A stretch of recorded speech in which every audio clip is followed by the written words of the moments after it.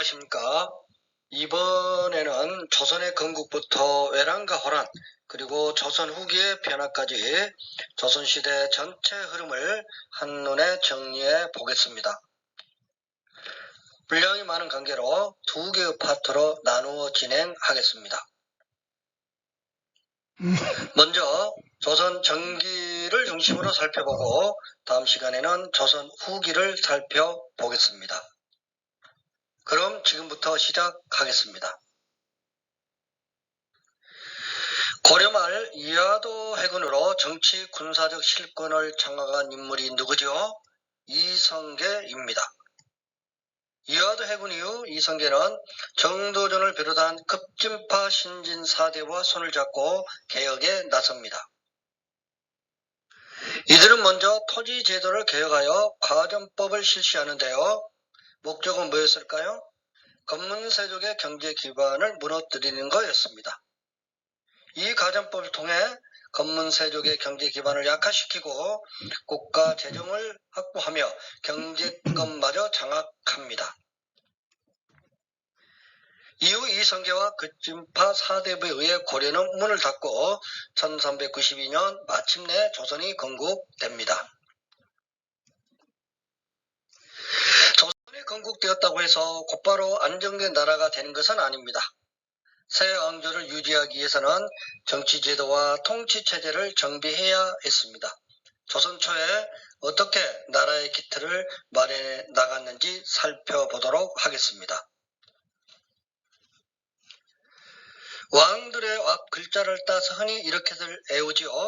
태정태세 문단세 이렇게요. 태정태세 문 닫고 나가세요. 알죠? 태조 이성계는 조선을 건국하고 2년 후 한양으로 도읍을 옮깁니다. 다음은 누구죠? 정종이죠. 그 다음 3대 왕이 누굽니까? 태종입니다. 이방원이 두 차례 왕자의 난을 통해서 정도전과 반대 세력을 제거하고 왕위에 오릅니다. 태종은 국왕 중심의 정치를 펼치기 위해서 사병을 없애고 군사권을 장악합니다. 또 호패법을 실시하여 백성들을 정확하게 파악하고 국가 통제를 강화합니다. 또한 육조가 의정부를 거치지 않고 국왕에게 직접 보고하는 육조 직계제를 실시해서 왕권을 강화합니다. 다음 세종대왕은 학문연구기관인 집현전을 설치하고 왕권과 신권의 조화를 추구합니다. 그래서 의정부 서사제를 실시하지요. 의정부 서사제는 육조에서 의정부로 보고하고 의정부에서 왕한테 보고하는 형식입니다. 그리고 우리 글자 뭡니까? 훈민정음이죠. 훈민정음을 만들고 반포합니다. 태정태세, 문단세, 문종, 다음 단종. 수양대군은 조카 단종을 몰아내고 자기가 왕이 됩니다. 세조입니다. 이 세조는 왕권을 강화하기 위해서 다시 육조 직계제를 실시하지요. 또 현직 관리에게만 수족권을 지급하는 직전법을 실시합니다. 태정태세 문단세의 성종입니다. 홍문관을 설치하고 왕과 신하가 유교 경전을 공부하는 경연을 활성화시켰습니다. 그리고 성종 때 조선의 기본 법전 뭡니까? 경국대전이죠. 경국대전을 완성해서 유교적 통치체제를 확립합니다. 정리해보면 태종은 왕권 강화, 세종은 왕권과 신권의 조화, 세조는 다시 왕권 강화, 성종은 왕권과 신권의 조화를 추구했다 볼 수 있습니다. 태조부터 성종에 이르기까지 왕들은 조선의 기틀을 마련했습니다. 그렇다면 이 시기에 정비된 국가 운영체제는 어떤 모습이었을까요? 조선의 통치체제를 살펴보겠습니다. 조선의 중앙정치는 의정부와 육조 중심으로 운영되었습니다. 의정부에서는 삼정승이 합의하여 국정을 총괄했고 육조에서는 주요 행정실무를 나누어 맡았습니다. 그리고 아주 중요한 기관들이 있죠. 사헌부, 사관원, 홍문관이 그것인데요. 사헌부는 관리감찰, 사관원은 왕에게 관언, 즉 바른말하기, 홍문관은 정책자문과 경언을 담당했습니다. 이 세 기관을 뭐라고 하지요? 삼사라고 합니다. 이 삼사의 핵심 기능은 뭐지요? 권력의 독점과 부정을 방지하는 언론 기능을 했다는 점입니다. 왕의 비서기관인 승정원, 국왕 직속의 특별사법기구를 할 수 있는 의금부는 왕권을 뒷받침하였습니다. 이 밖에 역사편찬의 춘추관, 유학교육 담당의 성균관, 수도행정과 치안을 담당하는 한성부를 두었습니다. 조선은 지방을 크게 8개로 나누었습니다. 바로 팔도 체제입니다. 도 아래에 부목, 군현을 두었는데요. 여기서 고려와 결정적 차이점이 있습니다. 뭡니까? 고려와 달리 조선에서는 모든 군현에 지방간인 수령을 파견했다는 점입니다. 그만큼 중앙 집권이 강화되었습니다. 이 때문에 지방의 토착 세력이었던 향리는 수령을 보호자하는 아전으로 지위가 격화됩니다. 군사제도로는 중앙에 5위가 있었고 각 도의 병마절도사, 수군절도사가 육군 수군을 지휘했습니다. 2급 상황을 알리는 봉수제, 물자수송과 통신을 위해 역장과 원을 두었습니다.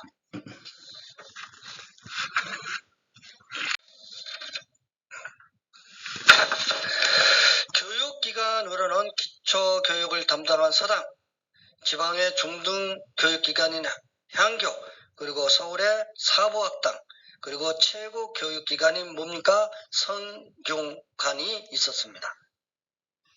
관리 등용 제도로는 가거, 음서, 청교가 있었는데 가거가 제일 중요시 되었죠. 국내 통치체제 정비한 조선은 이제 주변국들과 관계도 새롭게 정립해야 했습니다. 주변 국가들과 어떤 관계를 맺었을까요? 조선 정기외교의 기본 원칙은 4대 교린입니다. 큰 나라 즉 명가는 4대, 이웃나라 여진 일본과는 교린 관계를 맺었습니다. 여진에 대한 해유책은 무역소 설치, 기와 장려고요. 강경책으로는 사건 육진 설치가 있겠죠. 일본에 대한 강경책은 대마도 토벌이고 해유책은 삼포 개항이었습니다. 조선은 기타 동남아 여러 나라와도 교류를 했습니다. 통치체제와 애교 관계가 정비되면서 조선은 안정된 국가로 성장합니다.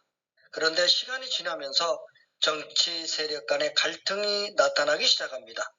그 중심에는 바로 훈구와 사림이 있었습니다. 조선 건국 주도 세력과 세조 즉위 공신이 훈구를 형성합니다. 이들이 15세기 정치를 주도했습니다. 이들 훈구는 대를 이어 권력을 독점하면서 왕권을 제압했습니다. 고려말 온건파 사대벌을 이은 세력이 사림입니다. 이 사림이 15세기 말 성종 때 중앙정계에 진출해서 훈구 세력의 부정과 권력 독점을 비판합니다. 자연히 훈구와 사림의 갈등은 점점 심해져 갔습니다. 이 과정에서 사림이 큰 화를 입게 되지요. 사림이 화를 입었다. 두 글자로 뭡니까? 사화입니다. 무엇이 있죠? 무갑기을 그러죠? 무사와 갑자사와 기묘사와 을사사화입니다. 김종직이 쓴 조우제문이 사초에 실린 것이 문제되어 감히 세조를 비판하다니 무마도다 해서 무사화,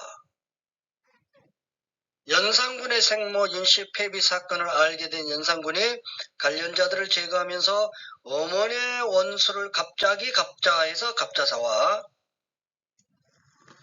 중종 때 등용된 조광조가 현량가 실시, 이윤 삭제, 소격서 폐지 등 급진적 개혁을 하자 훈구 세력이 나뭇잎에 꿀로 주초이항이라는 글씨를 써서 벌레가 파먹게 만들었다. 주초 합치면 조가 됩니다. 조씨가 왕이 된다는 뜻이죠. 이런 기묘한 방법으로 조광조를 제거했으니 이게 기묘사화. 명종 때 외척들끼리 권력 다툼을 벌이며 으쌰으쌰 싸우다 사람이 휩쓸려 피해를 본 을사사화. 자, 이렇게 기억해 보세요. 무엄하도다 무오사화, 어머니 원수를 갑자기 갑자사화, 기묘한 방법의 기묘사화, 애척간 으쌰으쌰 을사사화, 이렇게요. 자, 그런데 여러분, 여러 차례 사화를 겪으며 큰 타격을 입었던 사림은 전멸했을까요? 아니죠. 이들은 향천으로 내려가 힘을 키워 다시 중앙정계로 진출합니다. 사림이 향촌에서 세력을 확대할 수 있었던 두 가지 기반이 있었는데요. 뭐지요? 네, 바로 서원과 향약입니다. 사림은 향촌에서 세력을 키운 뒤 선조 때 정치의 주도권을 장악하게 됩니다. 그런데 이 사림은 훈구 처리 문제를 놓고 의견이 갈리더니 이조 전랑 임명 문제를 두고 갈등이 심해져서 결국 동인, 서인으로 나뉘게 됩니다. 즉 붕당이 형성됩니다. 이후 동인은 남인, 북인으로 나뉘었습니다. 훈구와 사림의 대립 갈등 속에 사림의 화를 입게 되는 사화. 사화 이후 사림은 서원 향약 통해서 세력을 키워 선조 때 권력 장악하지요. 이조 전랑 임명 문제를 두고 사림이 동인 서인 갈라서서 붕당이 형성되고요. 이후 붕당 정치는 현종 때 예송, 숙종 때 한국 거치며 변질되고요. 이러한 붕당 정치의 변화는 다음 시간에 배우게 될 조선 후기 정치 변동의 출발점이 됩니다. 조선은 정치 제도만 정비한 것이 아니죠. 국가의 기틀이 마련되면서 학문과 과학기술, 문화도 크게 발전했습니다. 세종 때 반포된 훈민정음, 민족문화 발달에 크게 기여했습니다. 조선은 국가 기틀 다지면서 다양한 서적도 편찬하는데요. 국가 운영에 필요한 역사서, 법전, 지리서, 농서 등의 편찬이 바로 그것이죠. 역사서로 고려사, 동국통감, 조선왕조실록, 유교 윤리를 보급하기 위해서 삼강행실도, 국조오례 등을 편찬했고요. 경국대전은 조선 통치의 규범이 되지요. 또한 세계지도인 홍일강리 역대 국도지도와 지리서인 동국여지성남, 그리고 우리 풍토에 맞는 농법을 적은 농사직설, 우리 땅에서 나는 약재를 소개한 향약집성방, 또 이 시기에 편찬이 됩니다.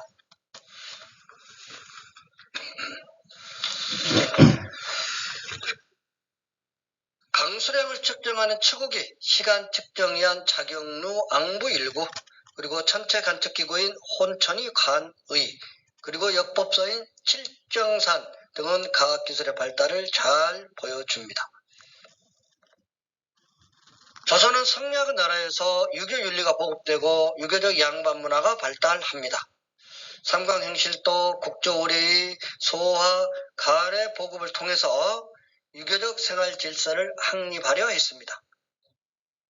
금우신화, 간동별곡 등의 문학 작품도 나왔고요. 해화로는 고사 간수도, 몽유도운도가 있습니다. 몽유도운도는 꿈속의 도원을 그린 것입니다. 그래서 현실 세계와 이상 세계의 조화를 추구했다, 이렇게요. 그리고 강의 안에 고사 간수도는 고독한 노인이 생각사 사색에 빠졌다. 간, 볼간, 수, 물수입니다. 그러니까 바위에서 노인이 앉아 고독하게 물을 쳐다보면서 사색에 빠져 있다. 이렇게 생각하면 되겠습니다. 선비가 바위에 기대어 고독하게 물을 바라보며 사색에 빠진 모습. 이것 통해서 선비의 높은 정신세계를 표현했다. 이렇게 기억하면 좋겠습니다. 조선의 발전이 계속되기만 한 것은 아니죠. 16세기 말과 17세기 초 조선은 두 차례의 큰 전쟁을 겪으면서 시련을 맞게 됩니다. 뭡니까? 외란과 호란입니다. 1592년 일본이 조선을 침략한 임진왜란, 부산진과 동래성이 함락되고 신립의 충주 방어선이 무너지자 선조는 강해군을 세자로 책봉하고 의주로 피난갑니다. 명나라의 지원도 요청합니다.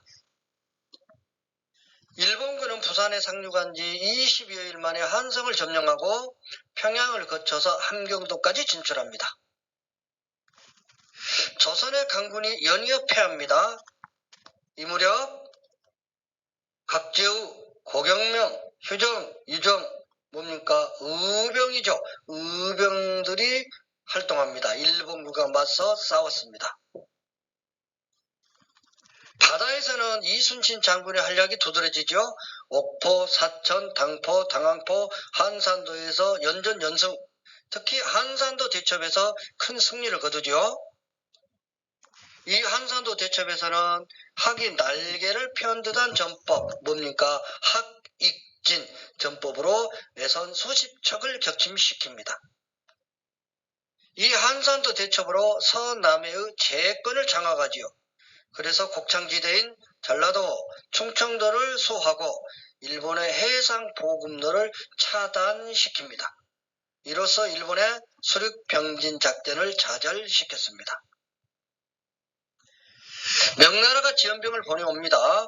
조명연합군이 평양성을 되찾고 진주성, 행주산성에서도 큰 승리를 거두죠. 일본군은 명나라와 휴전협상을 전개했는데 결국 결렬되고 1597년 일본이 다시 침략합니다. 이것이 바로 뭡니까? 정유재란입니다. 이 정유재란 때 이순신 장군이 울릉목에서 명랑대첩을 승리로 이끌고 마지막 해전이 노량해전이죠. 여기에서 태가가는 왜군을 쫓다 전사하고 맙니다. 외란의 영향은 뭘까요? 조선은 국토가 황폐해졌습니다. 인구가 감소했습니다. 신분 질서도 흔들렸습니다. 명나라는 국력이 약해졌죠. 일본은 조선의 문화와 기술을 받아들였고요. 여진은 성장해서 후금을 건국하였습니다. 이제 호란입니다. 임진왜란이 끝난 뒤 조선은 전후 복구에 힘썼지만 국제정세는 빠르게 변화하고 있었습니다. 이런 변화 속에서 또 다른 전쟁, 호란이 발발합니다. 선조 다음 강해군이죠. 강해군은 전후 복구에 힘썼고요. 명과 후금 사이에서 무슨 외교? 중립 외교를 추진합니다. 서인 세력이 이 강해군을 몰아내고 인조를 왕으로 내세웠죠. 그게 뭡니까? 인조 반정이죠. 인조 때 서인 정권은 천명 배금 정책을 추진합니다. 이때 후금이 조선을 침략해 오지요. 뭡니까? 정묘호란이죠. 정묘년이었어요. 후금은 조선과 형제관계를 맺고 철수합니다. 그런데 이후 후금이 조선에 대해 군신관계를 요구해서 이에 대한 대처 방안을 놓고 조선에서는 주화론과 척화론이 대립합니다. 척화론이 우세했고요. 청나라 군대가 병자년에 조선을 침략해 옵니다. 뭡니까? 병자호란이죠. 남한산성에서 항전하던 인조는 결국 출성하여 즉 성 밖으로 나와서 청나라 태종 홍타이지에게 항복하게 되지요. 이것이 바로 우리 역사상 큰 비극 중 하나인 삼전도의 굴욕입니다. 인조는 3번 절하고 9번 머리를 조아리는 3개 구고들에라는 굴욕적인 의식을 치르면서 항복하게 됩니다. 청나라로 끌려갔던 복림대군이 훗날 효종으로 즉위합니다. 이 효종은 청나라 정벌하자는 북벌운동을 추진합니다. 오늘은 조선의 건국과 통치체제, 사림의 성장과 붕당의 형성, 그리고 외란과 호란까지 조선 전기의 흐름을 살펴보았습니다. 조선은 2차례의 큰 전쟁을 겪으며 정치와 사회 전반에 큰 변화를 맞이하게 됩니다. 다음 시간에는 이러한 변화 속에서 전개된 조선 후기의 정치 변동과 사회 경제적 변화, 그리고 실학과 서민문화 발달을 살펴보겠습니다. 지금까지 조선 전기였습니다. 감사합니다.